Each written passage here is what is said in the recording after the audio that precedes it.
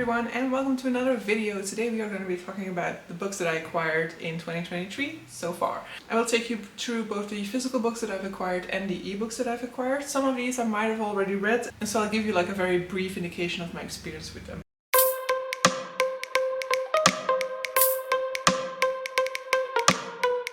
In 2023 I have bought 23 books, very adequate I guess considering the year, and of those 23 I have already read 8 at this point in time. I do plan to finish some of those still this month as well, so it will kind of climb a little bit. Maybe I'll even get to like the halfway point, but in any case I am still focusing on some of the books that I bought in 2022, so it's okay for some of these to have still lingered at this point in time. But so let's just go through this. I'm going to go through it in order of when I acquired these books. So starting in January, the first book that I acquired is The Secret Project #1 by Brandon Sanderson. I will be putting the cover on the screen, so if you want to be kept out of the loop when it comes to the cover, just like close your eyes for a little bit. I'm not going to say too much about this book, but so yeah, I'm putting it on the screen now. And so as I indicated, I won't say too much about this one to kind of keep it spoiler free for those who don't want to know the synopsis for this one. So this is part of the Kickstarter Brandon Sanderson organized last year, and basically the idea was that you could kind of go in blind and have this experience of reading a book for the first time without really knowing anything about it. And so with this one, it's for me was kind of a return, like it gave me hope again for Brandon Sanderson, because I've been having a little bit of a bad time, or like not a bad time, but some of them were a bad time, but I've not really been enjoying most of the Brandon Sanderson I've recently been picking up, and so this one kind of gave me hope again. It wasn't a full-on, like it didn't fully sell me, like it didn't fully grip me, let's say it like that, but it definitely was a return to like a better experience with him. And so here's hoping that I'm not just tired of his books, it's just that I've had a few worse experiences recently, and hopefully I'll get some better. Moving on to the second book. So still in January I then got a late Christmas gift, because this was not, like it didn't arrive on time, and that is Saga Volume 10. So this is a comic book series. It's the 10th book in this series. The series was kind of on hiatus for a while, so it's been a while since I read the 9th volume, but it has a very sort of like shocking ending, and so I'm very eager to eventually get to this, but I'm kind of saving it for a read-a-thon when I might be needing this one. But so Saga is a sort of like Romeo and Juliet type story set in space. You basically have these two people from differing races, who the races are kind of battling one another on this one planet, and then they meet one another, they fall in love, and then they escape the planet because a romance between these two races will not be acceptable, and so they have to flee to not be persecuted by their by their kin. And so it's a very fun series. It has a lot of heart to it as well. There's also a lot of representation within the series as a whole as well, and so I'm eager to continue, but it might be a little bit more of a heartbreaking volume, this one. Then we get to Strangers I Know by Claudia Durastanti. This is a novel translated, I believe, from the Italian. The author is Italian-American, and she basically has a lot in common with her protagonist, because she herself, like her protagonist, is a child of deaf parents who herself is hearing. I don't remember much of the plot aside from that. That's really like what drew me into it. But sort of like the concluding paragraph is like, kinetic, formally dazzling, and spectacularly original. This book is funny and profound and makes us look anew at how language and family can shape our understanding of the world. So, looking forward to picking this one up, and I'm actually hoping to potentially pick it up this weekend. Next we get another one that I have finished, and that is The Daughters of Istihar by Hadir Elsbay. So this is I think it's set in Egypt, right? Or I always imagine it as being Egypt. I think it is a sort of like an invented world, but I always imagine it as Egypt, though it probably would make more sense for it to be something like Istanbul as its setting, but so it's more like Middle Eastern culture. And in this one we are looking at 3 characters whose lives are kind of interwoven. We have 2 female characters, 1 male character, and the male character basically is in love with one and is arranged to be wed to the other. And so these women basically are looking for a little bit more independence in their life. One of them is rich, but she is forced into this arranged marriage, while all she really wants to do is kind of join the army, and so she wants to join this academy that will train her for that. And the other is a bookseller who has to work in order to make ends meet, but aside from that, she's like part of this sort of like female-led group that's trying to earn more rights for women within this city, this country. So I enjoyed it, but I will say that I don't remember anything about it, and it's not been that long neither. It's been a few months, of course, but I feel like I already forgot about what it actually was about 2 months down the line, so I will say so far it's been quite forgettable, unfortunately. Next up we have an ebook, which is also one that I have since read, and that is A Psalm for the Wild Bill by Becky Chambers. So this is a cozy sci-fi. Basically in this one we are looking at a monk who kind of changed vocation to some extent because he wasn't happy in the life that he was previously leading. So he decided to become a tea monk, basically meaning that he is traveling around the country in his cart, and whenever he gets to a town he kind of sets up shop, he brews teas for people and basically listens to their stories. So it's basically a way for people to kind of unwind over a nice little cup of tea and to kind of share their concerns, and it's kind of like a little bit of a therapy session.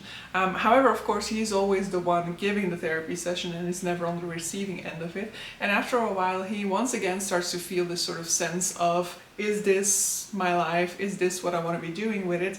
And on a whim, he kind of sets off into the wild, where he stumbles upon a robot. Robots basically before basically in the past of this world, at some point in time, humans realized that they were doing a disservice to robots and basically allowed them autonomy again, and the robots at that point in time disappeared from human society and they have not been seen since. We're gonna have a few ebooks in a row, it seems, because the next one is Kushiel's Chosen by Jacqueline Carey. Apparently I bought the first one still in 2022 because I definitely also read it in 2023. But so Kushiel's Chosen is the sequel to Kushiel's Dart. It is the second book in the Phaedra trilogy, which in and of itself is part of a bigger universe called the Kushiel universe. In this book we are looking at Phaedra, who is this young girl who is basically born in a sort of like night house. Basically she's going to be trained to be a courtesan. However, she has a blemish in her eye that kind of means that she's kind of spoiled for the job, or considered to be at least, until this one guy shows up to purchase her ownership because he realizes what the blemish actually entails. Basically, it's a sign that she belongs to this god of punishment, and then he trains her to be both a courtesan and a spy. This sounds very much like it's just going to go that direction, that we're just going to see her at court, basically managing these relationships with clients and finding out secrets, and you know, that being the main focus. But about a third of the way into the book, the plot takes a drastic shift and the book turns out to be nothing like what you expected it to be based off of that premise. It's definitely focused on sort of like scheming, politics, figuring out what is going on, with a lot of adventure laced in between as well. And so it's very much unlike what I'd expected the series to be when I went into it. Next up we have God Killer by Hannah Kaner. This is basically one that I kind of picked up on a whim because I had it on my anticipated release video, but it was one that was like a little bit lower on it just because the premise, or the very vague premise of it, is just so generic. But then I found out it had disability representation in it and I was like, okay, on it, I want to read it. God Killer is a book in which we're following basically sort of like 3 characters. Our main character is a God Killer. From the prologue we find out that she has this tragic backstory, and because of that she spent the rest of her life kind of training to become a God Killer, because gods in this world are very dangerous beings. Basically a god acquires more and more power and more influence the more people follow their worship, and they become quite dangerous in the process. People will go to extreme lengths in order order to satisfy their gods. And so at some point in time in this world, a sort of like calamity happened, and there were wars involving humans versus gods. And afterwards it was decided that, you know, gods could no longer be worshipped, and so there are these god killers who go around the country whenever there are signs that a new god is arising or gaining power, and then they kind of destroy this god, destroy their altars in order to try and quell this religion, basically, to try and prevent this god from growing too powerful. It's a very fun book. There's a lot of banter between characters as well, which I always enjoy, and I really enjoyed the representation within this one. So our protagonist, the god killer, she has a prosthetic leg, and so she's also in a wheelchair during parts of this story. There are other characters with disabilities who are mentioned. There is attention paid to the disability, but not in such an extent as you might typically see. So I enjoyed that sort of like casualness of the disability representation, and the casualness is definitely there when it comes to the queer representation, which is just sort of like mentioned without really paying attention to it. There's no sort of like discussions about, you know, people looking down upon them because of their lesbian relationship or anything like that, which I find very refreshing, very fun to read. And so I really enjoyed this mingling of the disability representation so casually into a fantasy setting. We don't typically see it, unfortunately, but I love having it in this one. I haven't really been mentioning the months in which I acquired these, but now we're already up to April. April was the month in which I let go, and so I bought quite a lot of books in April. I think half of this list probably is from April. So it was a little bit of a bad month in that regards, but yeah, you know, well, we'll get through those books, it'll be fine. So next up we have the Secret Project number 2 by Brandon Sanderson. So just like for Secret Project number 1, I will have the cover on screen in a moment, so if you don't want to see it, then close your eyes for a little bit. I won't say too much about this one. So this is the cover for the second book, Secret Project number 2. I have not yet read this one. I do want to read it in June because I participated in this Kickstarter, so I feel like I have to read them before the next one comes out, you know. But I will say that reading that title kind of made me go like, yeah, I'm not really that interested in it. I have not really seen many people's reactions to it. I've seen a few who were a little bit disappointed with it, or who said that it wasn't really their thing. But yeah, I will definitely still dive into it in June. So then I went to Waterstones and got quite a few books. First one I got is The Earth Transformed by Peter Frankopan. So this is a non-fiction book in a gorgeous edition with these stunning end pages.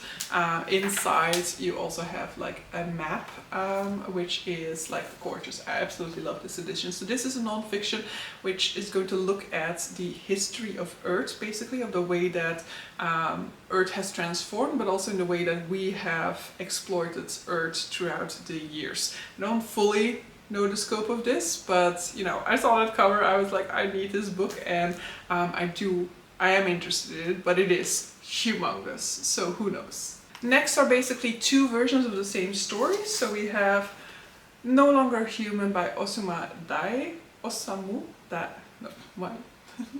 I did not remember this name correctly. Osamu Dazai. So this is, as far as I'm aware, it's a book basically about a guy going through depression. I think it has to do with PTSD from the Second World War, but I could be wrong about that. And this one has been adapted into a manga by Junji Ito. I have not yet read any Junji Ito. This will be my first, and so I'm very eager to kind of compare the two. So I will be kind of reading these one after the other or side by side, something like that. Next up, I bought The Family Chow by Lan Samantha Chang. So this is a family saga about a family-run business that they start in somewhere in the US, in Wisconsin. So like, I don't fully remember, so I'll have to read it. Like, for years the residents of Lake Haven, Wisconsin ignored the whispers about the Chow family, if only to keep eating at the best restaurant in town. But when tyrannical patriarch Big Chow is found frozen dead in the family's meat freezer, the community turns its attention to the three Chow sons. Tako, presumed heir to the business; Ming, successful banker, determined to sever ties with Haven's Asian community; and James, naive college student, only just learning of his family's past. As their family's turbulent history spills into the public eye, the brothers must reckon with the legacy of their father's outsized appetites in their own future survival. Interesting. Next up we have One for My Enemy by Olivia Blake. This is a fantasy. As far as I'm aware, it was rivaling Witch Clans. That's all I really know about it. I basically bought this on a whim. I'm much more interested in the other Olivia Blake that's gonna come out later this year, but for some reason I did like jump on it when I saw it on Kindle at a like decent price. Then we have another one that I have finished in the meantime. So this is A Dead Djinn in Cairo by P. Jelly Clark. This is a novella in the Dead Djinn universe. So this universe looks at an alternate history Cairo where at some point in time some guy opened a portal more or less that let djinn into our world. And so these djinn were then able to kind of help preserve Egypt's independence. And so instead of having been ruled by the French or the English, they have always been independent. And so at this point in time in the history of this world, they are basically at the top of the hierarchy. They're one of the leading countries, one of the world rulers.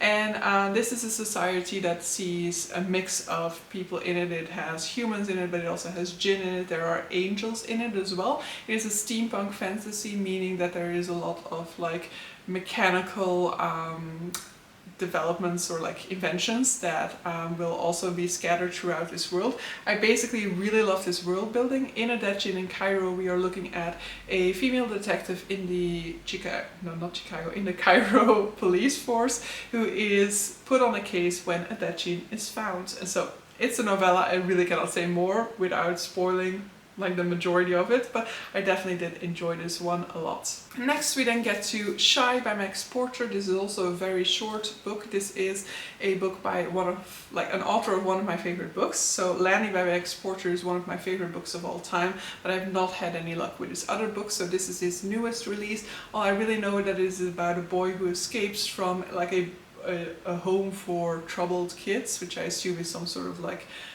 maybe like a mental asylum or like a sort of like boarding school where kids that parents feel are unhandleable or like uncontrollable, that they send their kids there. I don't know more about it. I'm hoping for this to be a return to what I loved about Lanny, but we will see, because it's very short and its shorter works don't really work for me. Then we have two ebooks that I have since already read. First we have Stillborn by Guadalupe Nettel. This is a book that is nominated for the Man Booker International Prize. So this is a book that is translated from Spanish. The author is Mexican. So in this one we're looking at two women who basically are like lifelong friends, and both of them like kind of indicated that they don't really want to have children. However, 10 years down the line, one of them changes their minds, and we're kind of looking at these two women and the differing paths that they take. Now, the book is kind of trying to show, I guess, or that's my interpretation of it at least, that it's showing how the desire to have kids or not to have kids isn't just like, it's not a absolute decision, or it's not an absolute presence. You know, you're not 100% wanting a child and 100% not wanting a child. Wanting a child doesn't mean that there aren't moments in life when you are overwhelmed by motherhood, you're overwhelmed by the hardness of it, the difficulty of it, or the difficulty of the circumstances surrounding your child's health, for example, your child's well-being, that you might not at certain points in time wish that you hadn't gone this route. Opposite of that, if you decide not to have children, it doesn't mean that there won't be moments in your life in which you might not look at a child or look at the relationship between a mother and child and kind of be jealous of that, or you might not think like, what if I would have had a child? So it's looking at the fact that this is a complex subject matter, and that we don't need to think in absolutes when it comes to that. We don't need to think that there are only these two sides of a scale and that there aren't possibilities of fluctuations in between. Next up we have The Lies of the Ajungo by Moses Osi Utomi. So this is another novella, so it's also a shorter work, so I won't be able to say too much without going into like potential spoilers. But so basically we have this boy called Tutu who lives in the City of Lies, and basically the City of Lies has a major problem because they don't have enough of a water supply. Now, in some point in the history of this city, they were encountering another people called the Ajungo, and the Ajungo ended up agreeing to help them by giving them water. In exchange for that, at the age of 13, I believe, they cut off the tongues of everybody in this city.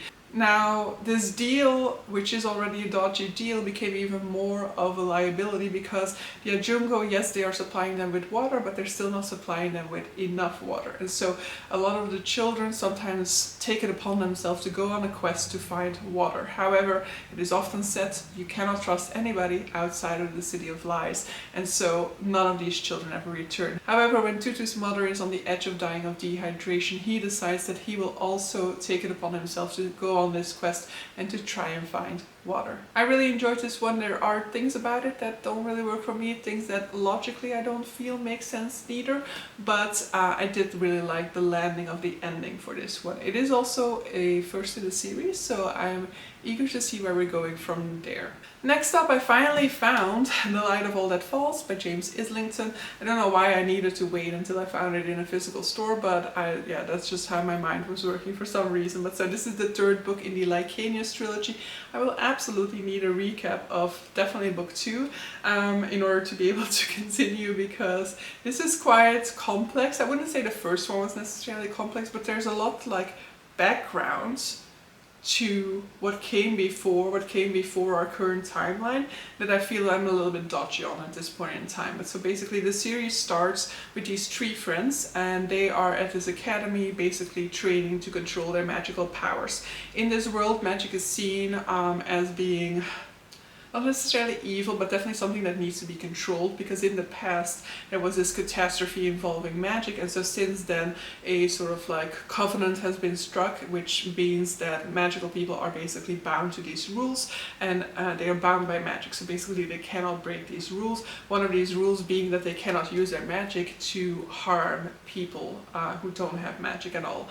And so they are at this academy to try and control their powers, and if they fail the test, then basically their powers will be stripped of them and they will become shadows. Now our protagonist, or like one of these 3 groups of friends, he has some issues with his powers. His powers don't seem to be working the way that they should, and so early on in the novel he is visited at night by one of the let's call them sorcerers of the academy, who's indicating that he isn't actually like everybody else and that he should go up to another part of the world, help fix a problem there, because if he's going to go through with the test, that will be calamitous for him. Now, that's all I'm going to give you, because there's a lot more going on, but that's the starting point, and I think that that is enough to kind of hopefully sell you on it. I really enjoyed this one a lot. I think it kind of has the feel of a traditional fantasy setting while doing some like unexpected stuff, some stuff that, you know, I haven't really come across before that I really enjoyed. You know, like not necessarily saying it's groundbreaking or anything like that, it just felt new and exciting. Next up we have a book that I'm currently reading, which is another ebook, and that is Kushiel's Avatar by Jacqueline Carey, so won't go into this one. This is the 3rd book in the Phaedra trilogy, so I already gave the premise for that when I talked about Kushiel's Chosen. And with that one we've also entered into the month of May. Second book for the month of May is one that I have read the premise, but I've already forgotten it. And so that's Some Desperate Glory by Emily Tesh. This is the Illumicrate edition, so I resubscribed to Illumicrate, and then I got this one in my first box. And so I'm gonna read out the premise for this. While we live, the enemy shall fear us. We are what's left, we are what must survive. All her life, Kier has trained for the day she can avenge the destruction of planet Earth. Raised on Gaia Station alongside the last scraps of humanity, she is one of the best warriors of her generation, the sword of a dead planet. Then Command assigns her brother to certain death and relegates her to the nursery to bear sons, and she knows she must take humanity's revenge into her own hands. Alongside her brother's brilliant but seditious friend and a lonely captive alien, Kier must escape from everything she's ever known. If she succeeds, she will find a universe far more complicated than she was taught and far more wondrous than she could ever have imagined. So, doesn't say you much. Saving humanity, hopefully revisiting planet Earth after it had to be abandoned, so we will see. Next we have Greek Lessons by Han Kang, which I especially ordered in the American edition because I just love this cover so much.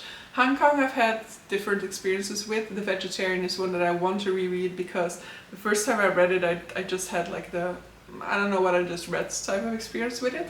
And then I read her book Human Acts, and that's a 5-star, absolutely amazing book, very difficult to read though. And so I was very eager to pick up her new book. So Greek Lessons, all I really know is about like two people who are lonely and isolated, who kind of find solace, I assume, in one another.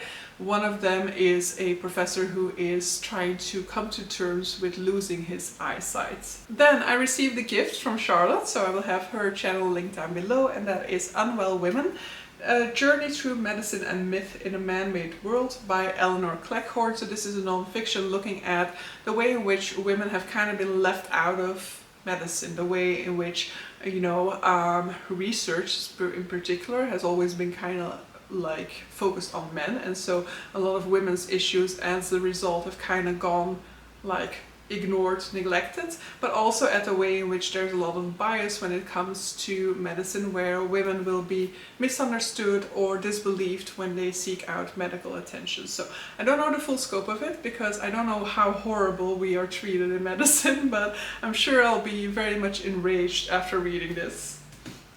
And then the final book that I have purchased so far is another ebook, and that is Seeds of War by João F. Silva. I will have to look up this premise because basically I assumed I was buying another book because it has a similar cover, and I am like subscribed to that person on Twitter, and I didn't realize that I was subscribed to João F. Silva either, so I was actually looking for a different book, but yeah, I know this one was €0 at the time, so it's not like I spent money on it, but still it is now a little bit of a weird one on my TBR because maybe I wouldn't have if I really realized what I was buying. But so Seeds of War is the first book in the Smokesmith series. It says Gimlor is a single mother and war veteran turned crime boss set on protecting her family and her town.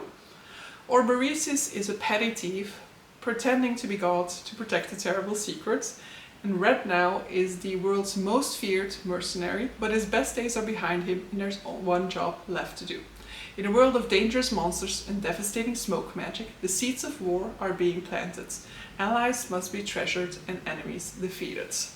Not much that we learn from that, but you know, I do like this sort of idea of a female crime boss, especially since she's already mother, so a little bit of a later, you know, but a little bit of an older character.